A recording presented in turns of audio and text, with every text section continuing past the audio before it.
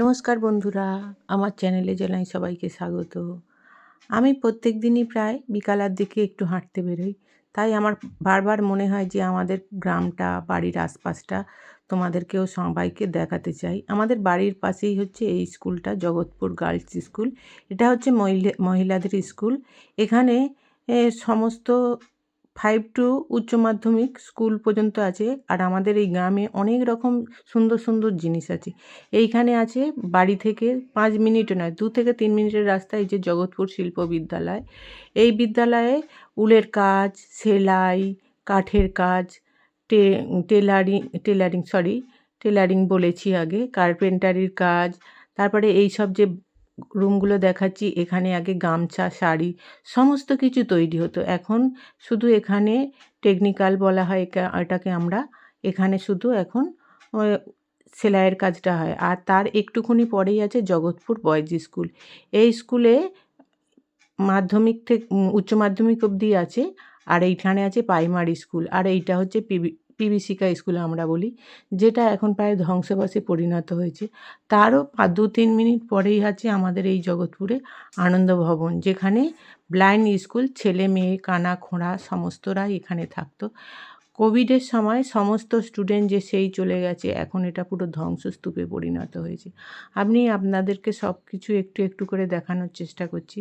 দেখুন, পুরো রাস্তায় পাতা পড়ে আছে, একটা লোক নেই। কত বড় বিল্ডিং পড়ে পড়ে ভেঙে ধস নেমে যাচ্ছে। একটা লোক শুধু এখানে থাকে, যেখানে যিনি এই প্রতিষ্ঠাতা করেছেন তিনি ওই লোকটাকে কুড়িয়ে এনেছিল হাওড়া স্টেশন থেকে, আমরাও শুনেছি।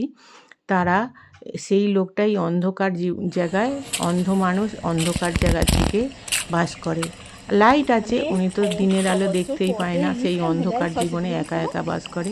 একজন কেউ ওনাকে রোজ খাবারটা দিয়ে যায়, দুবেলা করে, আর টিফিনের জন্য মুড়ি আগে থেকে দিয়ে যায়। দেখুন কত সুন্দর ওই বিল্ডিংটা ছিল, প্রচুর স্টুডেন্ট ছিল। আমরা এই গ্রামের পাশে এই আনন্দ ভবনে আমরা সরস্বতী পুজোয় এত আনন্দ করতাম যে ধারণা করা যায় না। এখন আর এই সব দিনগুলোর কথা মনে করলে খুব কষ্ট পাই। এখানে কত ছেলে মেয়ে থাকতো, এখন একটা জনপ্রাণী নেই, নির্ঝুম এলাকা হয়ে গেছে। আর সরস্বতী পুজোয় হাজার হাজার লোক এখানে এসে উপস্থিত হতো। এইখানটা হতো সরস্বতী ঠাকুর। আর কত লোক নাচ গান অনুষ্ঠান দেখতে আসতো।